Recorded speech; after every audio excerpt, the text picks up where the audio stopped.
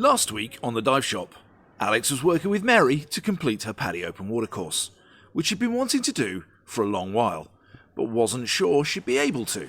She rocked it. The team also went on a diving trip down to Hillsborough for the weekend, which also allowed Gary to experience sailing for the first time. We also welcomed Bella to the dive shop crew. This week on the dive shop, we say a sad farewell to Comex. And Jon too. Alex and Nora find a special something on a Hillsborough Jetty dive. Gary has a look at the effects of COVID 1 year on. And we do some more cleaning in the garden.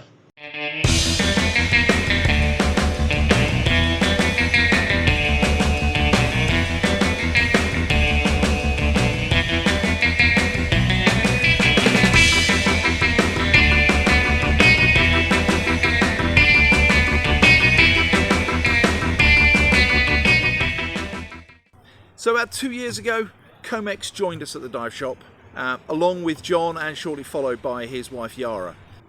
Comex was a vastly experienced dive centre dog and attention whore, having previously worked in dive centres in Southern Africa and also worked in Brazil too.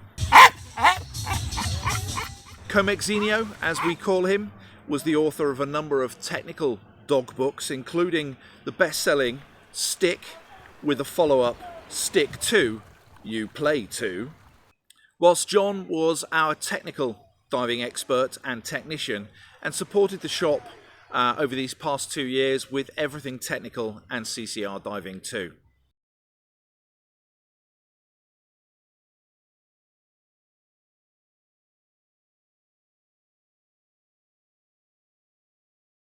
He was also our General MacGyver and Mr. Fix-It. Yeah, well, Jon definitely left, has a special place in our hearts, but left something else behind too. I left a piece of me in Carriacou.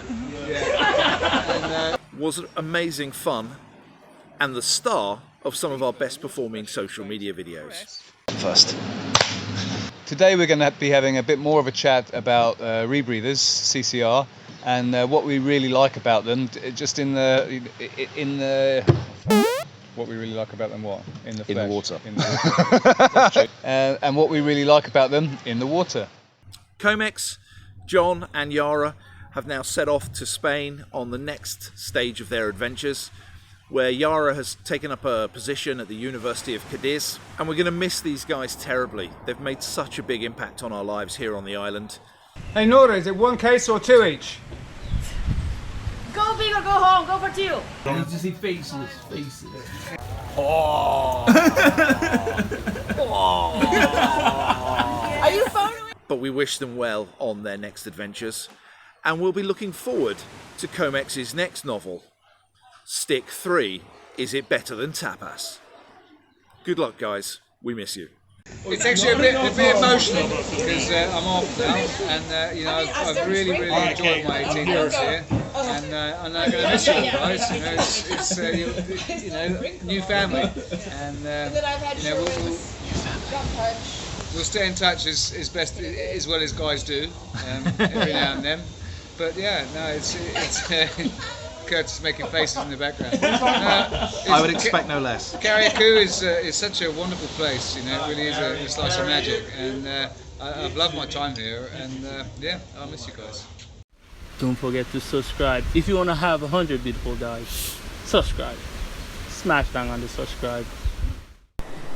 Hi, so today I'm here in Kayak Cafe, and as you can see, we have this beautiful view of the Jetty in Hillsborough. As most people know so far, I love this dive site. It's a really nice shallow dive that we can do from Deefer.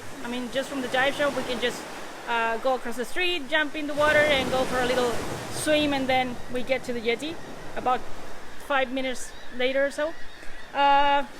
It's beautiful, abundant marine life, an amazing diversity, to be honest.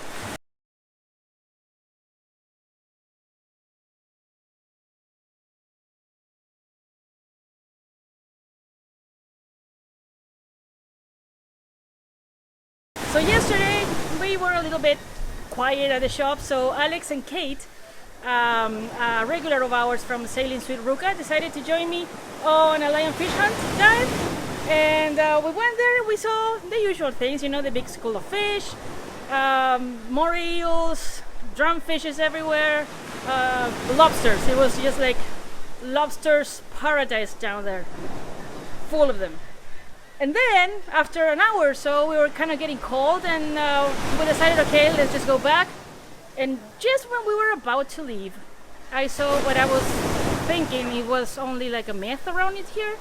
I mean, I've been living here in Carriacou altogether like 2 years already, and I've never seen one. And I seriously never expected to actually find one myself.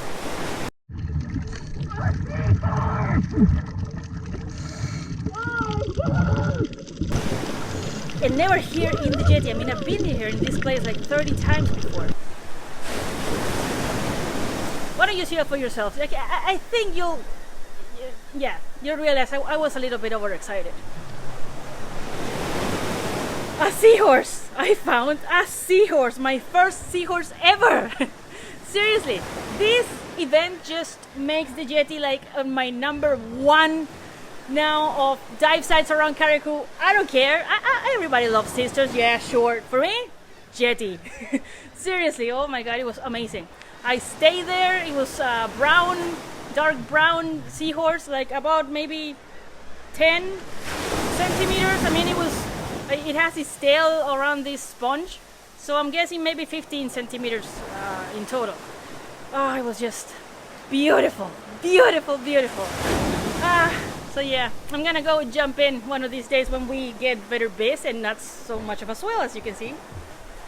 But anyway, next time you give us a visit, make sure you ask me or anybody on the team to take you on the jetty, because it's just seriously a really nice dive.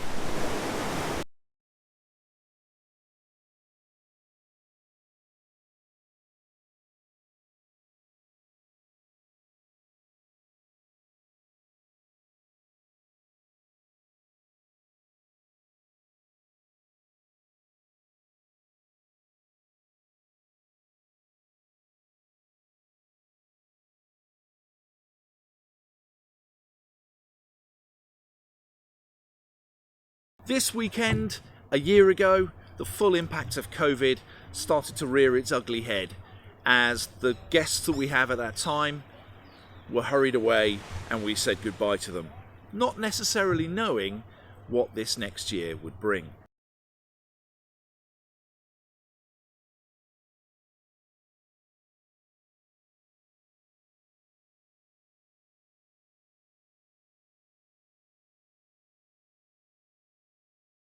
We followed that with a complete lockdown, which went on for 8 weeks.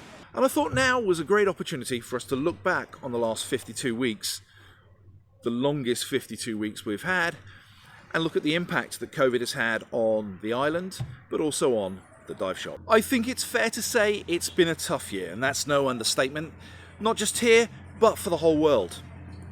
And especially for anyone who relies on tourism for their income.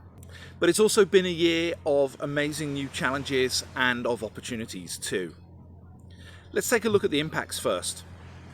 Grenada made a tough call 12 months ago to close its ports to all inbound traffic, only gradually reopening towards the tail end of the summer and putting in some pretty stringent quarantine and travel restriction requirements.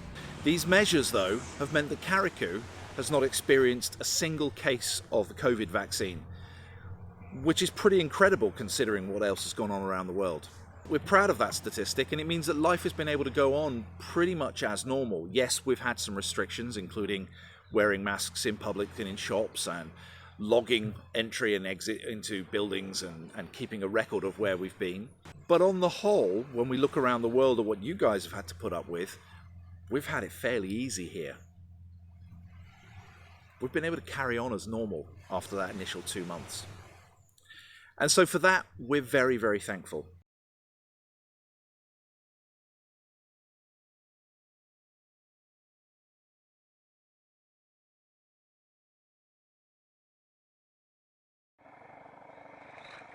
And whilst we've not been able to meet up with a lot of you guys and offer some quality time with you, We have been fortunate enough that there has been a steady stream of people coming through the doors, keeping us busy, keeping us active, and allowing us to keep diving. We've also had the opportunity to start and develop our own media channel. Nora and I had almost no experience producing videos and producing media. Now, 10 months after launching our YouTube channel, we've produced over 60 videos and had more than 50,000 views. And not all of them were my mum either. Of course, we've done these videos for a very selfish set of reasons. First, it was to keep us busy and active, give us something to do when it was a lot quieter. Second, it was to keep us creative and stimulated and thinking. Finally, we've done these videos to help us try and maintain our humility and to show thanks for the wonderful opportunities that we have here and to showcase how wonderful it is to be here, even with COVID. From an economic, social and health perspective, the pandemic has come at a great cost. The depression was like hitting a wall and everything globally just stopped. It's been tough on everyone, particularly as we all struggle with isolation and not being able to make those human contacts that we are all so familiar with and so used to. Our team here is bonded and we've become closer than ever as we all look to support each other, laugh with each other and learn from each other too. We're hopeful that with the rollout of the vaccine this spring, travel restrictions will start to be lifted, and as everybody's confidence returns, we'll start to see people start to travel again, which means that when you feel that it's safe enough to travel and it's safe enough to come here, we look forward to being able to welcome you. We all got vaccinated last month too, in an effort to show willing support and to be ready. And when the time comes, the dive shop will be here and we'll be ready to show you the best that Carriacou has to offer. I can't wait.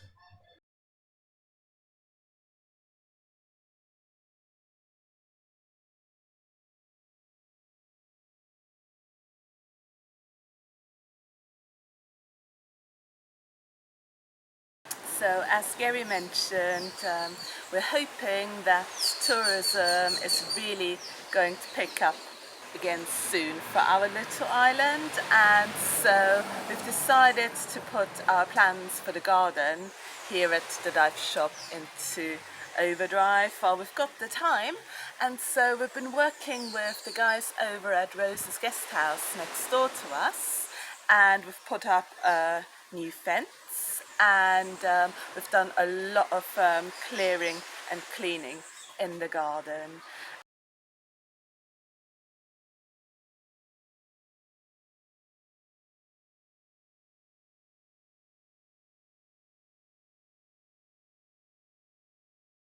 Our plans now include the making of a new path and creating bigger outdoor seating area under our neem tree. That means, because the neem tree is really amazing at repelling mosquitoes, we're going to have a lovely new area with cooling breezes and hopefully mozzie free in the summer as well.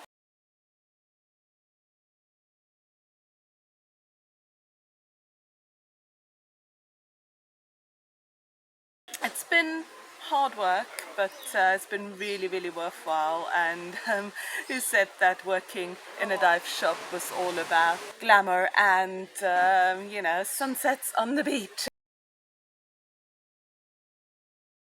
Thank you so much for watching. If you like this video, please give us a thumbs up. Also subscribe to our channel, and if you'd like to get notifications when we post something new, ring the bell icon. Bye!